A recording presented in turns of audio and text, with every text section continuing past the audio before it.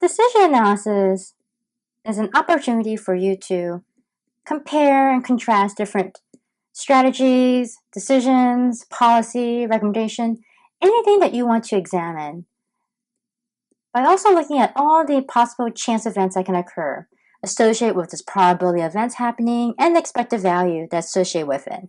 So let's do a couple examples that we're going to look at how to define expected value and how to contrast the expected values payoffs with the expected values as a way to determine which is the best strategy, which is based on the expected value with the higher number compared to the other strategy with the other expected value. We're going to go over a couple of examples here. So let's say you have $100,000 to invest and you always want to study public health, but you also thought about writing your book. So let's say you have these two decisions, and we're going to start by having a node that's represented by a square.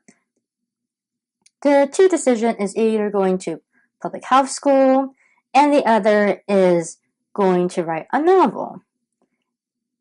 And so let's think about going to public health school. It takes about 2 years to complete.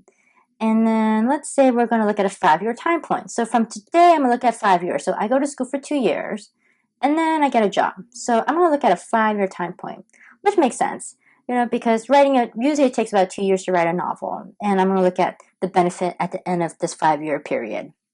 So here, I'm going to look at the decision analysis, which is based on a concept called expected value, in which the value of uncertain events is weighted against the chance that an event will occur. So I have $100,000 to invest. And let's say I was to go to grad school and make this investment. And I would make this investment and I would go to school. And let's say at the end of school, I imagine that I would get a job that maybe earns about $50,000 per year after graduation. And after taxes and living expenses, I'll save about $10,000 over the course of 3 years after graduation.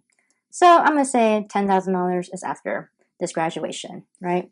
And what about writing a novel? So writing a novel, what can possibly happen? Well, I get royalty, and based on the industry, if I write a novel and there's some estimates with my agent, I could earn about $30,000 after 3 years of royalty all add up. So that could be my end event, $30,000. Now, just based on this analysis, it doesn't look like writing a novel seems a better deal. But what's missing here?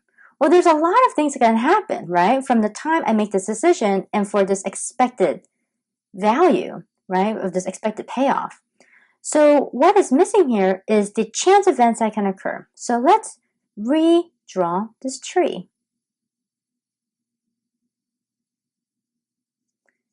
So here, as I'm going to publish, a couple of things can happen. I can either get published and not get published. And what are the chances of that happening? Well, the chances of that happening is based on industry. And talking to my agent, I have about 99% of not getting published. So that seems a pretty high percentage. And about 1% of getting published, right? So that's 0.01%. No, actually 0.01 decimal, or equal to 1%. And I can go to grad school, right, and get $10,000 after 3 years. But what has to happen at that point? Well, there's a chance event of me either getting a job, right, to make the money to save up, or no job. So I'm going to be conservative, and I'm going to say that I have a 50% chance of getting a job, right? So it's going to be 50-50, so 0.5, 0.5, right? So, actually. So here, now that I look at this more closely, it's not really comparing $10,000 versus $30,000, because this by itself, before we put the probability, it looked very deceiving that, oh, we should go for novel writing because we can get $30,000 after in this 5-year period, right, compared to grad school. But because we know that there's probability associated with these chance events that can occur, that can influence whether I get this payoff at the very end, I need to factor that in. So let's kind of factor this in. So $10,000 times 50%, which is also equal to 0.5, is really $5,000. So the expected value of this event is of going to school is $5,000. And $30,000 times 0.01, which is equivalent to 1%, is $300. So now this tree represents something that's more realistic that I can compare to, because I factor in the chance events, right? And this tree looks pretty balanced, right? One tree, the top tree isn't has more branches than the other tree, the other branch, right? So both of these are pretty balanced. And I filled in all the expected values here, right? So this is 10,000 of not having a job is $0, and not getting published is $0. So 0 times 50% is still equals to $0. $0 times 0.99 is still equals to $0. So I am really only comparing just this upper part, which is 50% of getting a job. So in this scenario, I have 50% of getting a job if I were to go to school, and my expected value of this strategy is $5,000. I have 1% of getting published if I were to go through this strategy, and my expected value is $300. So comparing $5,000 compared to $300, which gives me the larger number, well, the $5,000. So therefore, with confidence, I can say that going to school, even though it's only 50% of getting a job, it is still a more optimal decision for me because it is worth $5,000, which is the expected value, compared to the novel writing, which yields only a 1% chance of getting published, and the expected value is only $300. So you can see why decision analysis gives you a little more information, especially helps you make a more informed decision because it includes a probability.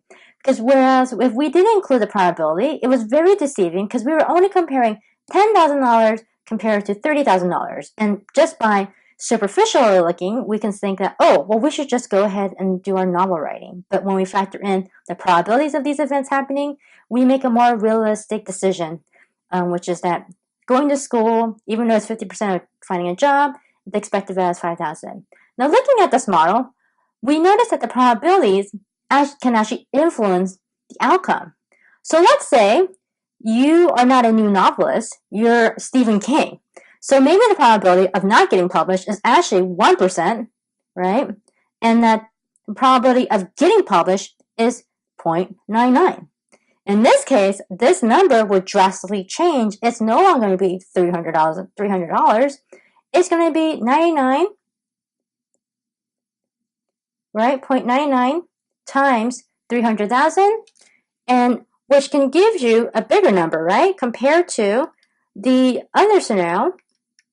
So this gives us $29,700, right? Now, if you're Stephen King, I would imagine that this number would probably be bigger than $300,000. This might even have a couple more zeros. So in this scenario, you can see that depending upon what other information that can influence this decision, it can actually influence these probabilities, right?